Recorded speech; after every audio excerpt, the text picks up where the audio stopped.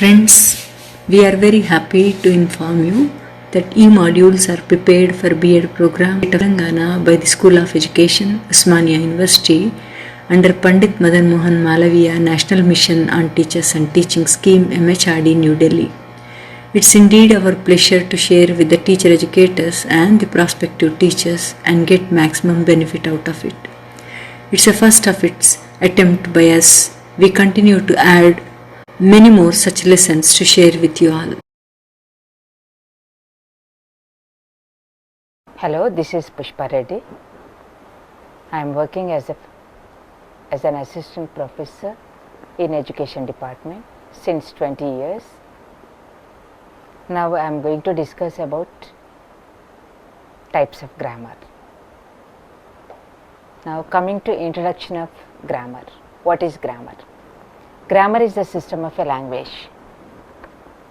People sometimes describe grammar as the rules of a language, but in fact, no language has rules. If we use the words rules, we suggest that somebody created the rules first and then spoke the language like a new game. But languages did not start like that. Languages started by people making sounds which evolved into words, phrases and sentences. No commonly spoken language is fixed. All languages change over time. What we call grammar is simply a reflection of a language at a particular time. Grammar is used to refer to a number of different things. It can be used to refer to books that contain descriptions of the structure of a language. It can be used to refer to the knowledge that a native speaker has of his or her language and to descriptions of that knowledge. It can be used to refer to a set of rules developed to control certain aspects of the usage of native speakers, and it can be used to refer to a set of rules typically taught in school about appropriate usage and about writing. We are concerned with three of these kinds of grammars. One is descriptive grammar, which has as its goal a description of the usage of native speakers of a language. Second one is prescriptive grammar, which has as its goals to control the usage of native speakers of a language, and school grammar, which is primarily the simplified subset of prescriptive grammar taught in school. Now coming to importance of grammar. Do we need to study grammar to learn a language? The short answer is no. Very many people in the world speak their own native language without having studied its grammar. Children start to speak before they even know the word grammar. But if you are serious about learning a foreign language, the long answer is yes. Grammar can help you to learn a language more quickly and more efficiently. It's important to think of grammar as something that can help you like a friend. When you understand the grammar or system of a language, you can understand many things yourself without having to ask a teacher or look in a book. One common way to divide the different types of English grammars available is to label them prescriptive or descriptive, though a grammar may contain elements of both. We would first describe the terms. What is prescriptive and descriptive? Coming to prescriptive grammar. Prescriptive grammar describes when people focus on talking about how a language should or ought to be used.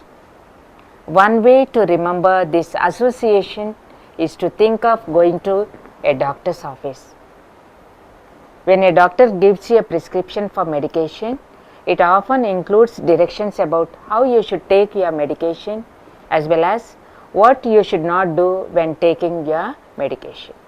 In a similar way, a prescriptive grammar tells you how you should speak and what type of language to avoid. This is commonly found in English classes as well as other language classes, where the aim is to teach people how to use language in a very particular way. A prescriptive grammar is an account of a language that sets out rules for how it should be used, for what should not be used, based on norms derived from a particular model of grammar. For English, such a grammar may prescribe I as in it is I and prescribe me as in it's me. It may prescribe like used as a conjunction, as in he behaved like he was in charge. Prescribing instead, he behaved as if he were in charge. Prescriptive grammars have been criticized for not taking account of language change and stylistic variation and for imposing the norms of some groups on all users of a language. They have been discussed by linguists as exemplifying specific attitudes to language and usage. Assume the existence of better authorities than the usage and judgment of native speakers. People who write prescriptive grammars adduce better language users, that means educated speakers, high class speakers, great writers, better languages, usually Latin, and better information system, means mathematics or predicate calculus, as authorities for preferring one usage over another. Prescriptive rules exist only to express a preference for one structure or usage or linguistic item over another. A prescriptive grammar will not contain rules that tell you to put articles before nouns rather than after, because no native speakers of English put articles after nouns. Prescriptive rules are reserved for places where speakers have choices and they exist to limit those choices. For example, consider this discussion from Fowler's A Dictionary of Modern English Usage. Preposition at end. It was once a cherished superstition that prepositions must be kept true to their name and placed before the word they govern in spite of the incurable English instinct for putting them late. For example, they are the fittest timber to make great politics of, said Bacon, and what are you hitting me for, says the modern schoolboy. A sentence ending in a preposition is an inelegant sentence, represents what used to be a very general belief and it is not yet dead. One of its chief supports is the fact that Dryden, an acknowledged master of English prose, went through all his prefaces contriving away the final prepositions that he had been guilty of in his first editions. It is interesting to find Ruskin almost reversing this procedure. In the text of The Seven Lamps, there is a solitary final prepositions to be found and no more. But in the later footnotes, they are not avoided. Any more wasted words I never heard of. Many whose occupation for the next 50 years would be the knocking down every beautiful building they could lay their hands on. Dryden's earlier practice shows him following the English instinct. His later shows him sophisticated with deliberate Latinism. I am often put to a stand in considering whether what I write be the idiom of the tongue, and have no other way to clear my doubts but by translating my English into Latin. The natural inference from this would be you cannot put a preposition later than its word in Latin, and therefore you must not do so in English. Gibbon improved upon the doctrine and observing that prepositions and adverbs are not always easily distinguished, kept on the safe side by not ending sentences with on. Gibbon improved upon the doctrine and observing that prepositions and adverbs are not always easily distinguished, kept on the safe side by not ending sentences with on, over, under, or the like when they would have been adverbs. The fact is that the remarkable freedom enjoyed by English in putting its prepositions late and omitting its relatives is an important element in the flexibility of the language. The power of saying a state of dejection such as they are absolute strangers to instead of a state of dejection of an intensity to which they are absolute strangers, are people worth talking to instead of people with whom it is worthwhile to talk, is not one to be lightly surrendered. But the Dryden Gibbon tradition has remained in being, and even now immense pains are sometimes expended in changing spontaneous into artificial English. That depends on what they are cut with is not improved by conversion into that depends on with what they are cut, and too often the lust for sophistication, once blooded, becomes uncontrollable and ends with. That depends on the answer to the question as to with what they are cut. Those who lay down the universal principle that final prepositions are inelegant are unconsciously trying to deprive the English language of a valuable idiomatic resource which has been used freely by all our greatest writers, except those whose instinct for English idiom has been overpowered by notions of correctness derived from Latin standards. The legitimacy of the prepositional ending in literary English must be uncompromisingly maintained in respect of elegance or inelegance.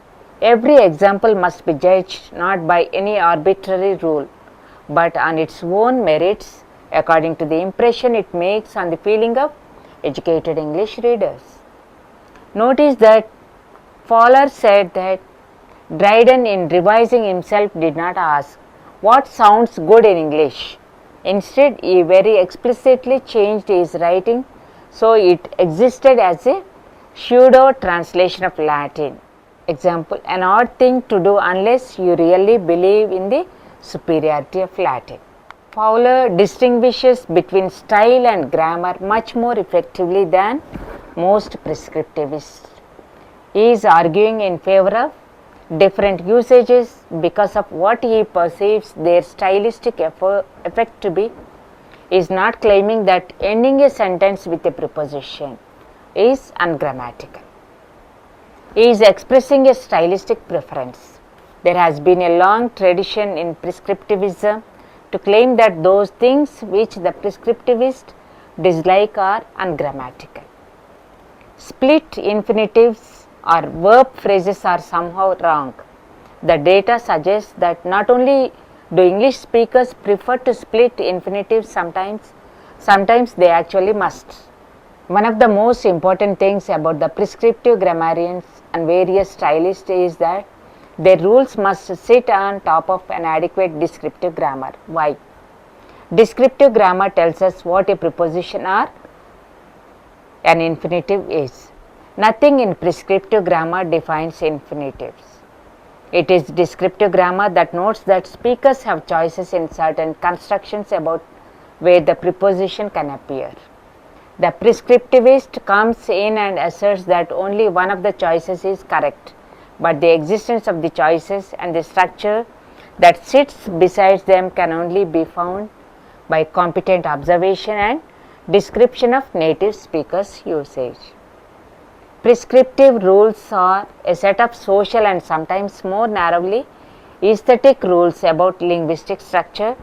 They are not contrary to way they are often presented rules of language. Prescriptive rules are a set of social and sometimes more narrowly aesthetic rules about linguistic structure. They are not contrary to way they are often presented rules of language. The degree to which a speaker or writer abides by these rules may affect how his or her audience judges the work or the author of it. A failure to abide by the rules may suggest to an audience that the speaker or the writer is unfamiliar with these rules, which can be associated with intellectual, scholastic, or social success, while abiding by them may suggest to an audience that the speaker or the writer is pompous and overly formal. In a prescriptive grammar, there is right and wrong language. It can be compared with a descriptive grammar, which is a set of rules based on how language is actually used. A prescriptive grammar would reject egos, meaning he said, as incorrect language. Examples. First one, she doesn't know him. Second one, she don't know him. Third example, first is supposed to be good while second is supposed to be bad. I am older than she means is older. Explanation. Than is a conjunction. It joins two like forms. I am older with she is older, giving I am older than she is older. But speakers omit the last part is older because it's redundant. Nevertheless, according to prescriptive grammar, than functions as a conjunction. So speakers should use she in that context. Next, coming to descriptive grammar. What is descriptive grammar? Descriptive grammar focuses on describing the manner how either native or non-native speakers use the language on a daily basis. Therefore, it includes a set of rules about language based on how it is actually used, not how it should be used. Linguists often follow this approach to grammar, where they can study the rules or patterns that underlie the speaker's use of words and sentences. Since this approach basically focuses on identifying and explaining the varied use of the language according to the user, this grammar discipline does not explain what is correct and what is incorrect. In other words, one can also describe this grammar approach as an objective description of the grammatical constructions of the language. Descriptive grammar attempts to describe the use of native speakers. Descriptive grammar assumes that the only authority for what exists in a language is what its native speakers accept and understand as part of their language. A speaker who says, I am not doing nothing, intending to say just that, has produced a sentence which is grammatical in the dialect and register in which he or she is speaking. This utterance is grammatical for speakers of several different dialects of English and appropriate in different registers for those dialects. A descriptive grammar therefore will specify many rules for structures in which no native speaker will ever produce anything except a single form. For example, rules like 1, 2, 3 below. First one is, in English the article precedes the noun and any adjectives modifying the noun. Suppose A, the short people moved. B, short the people moved. C, short people the move. Whereas second one, in English demonstratives agree in number with the nouns they modify. That and this go with singulars. Those and these go with plurals. For example, that dog is surprisingly fond of these bones. Those dog is surprisingly fond of these bones. Use only one question word at the beginning of an English sentence. Example, who said what? Who what said? What who said? A descriptive grammar will also specify rules which allow variation in structures which speakers use variably. What does that mean? Fourth is an example of a rule that varies in different contexts. Speakers of more or less standard dialects of American English. Fourth one, typically use objective pronouns after copular verbs. A, that is me. B, it is him. C, the guy in the front row with the red hat is him. Use subject case pronouns after copular verbs with very short subjects in formal context. A, certain percent, that is I. B, certain percent, it is he. C, question mark. That guy in the front row with the red hat is he. Examples. Grammatically according to style, register as well as dialect. I didn't see anybody. I didn't see nobody. ungrammatically. I did, anybody didn't see. She did, nobody, I not. Example, I am older than her. Explanation. Subject pronouns. Example, she, he, it and so on are paired with a verb, whereas object pronouns her, him, it and so on are not. Since the phrase than, her doesn't have a verb we can see or hear, some speakers chose an object pronoun in the context. Next, coming to pedagogic grammar. A pedagogic grammar is a description of how to use the grammar of a language to communicate for people wanting to learn the target language, that is English language. It can be compared with a reference grammar which just describes the grammar of the language. This allows learners to think about grammar and its role in communication. Pedagogical grammar is grammatical analysis and instruction designed for second language students, also called ped grammar or teaching grammar. In an introduction to applied linguistics, Alan Davies observes that a pedagogical grammar may be based on the following. First one, a grammatical analysis and description of the language. Second one, a particular grammatical theory. And third one, the study of the grammatical problems of learners, or in a combination of approaches. Pedagogical grammar is of a hybrid nature, which usually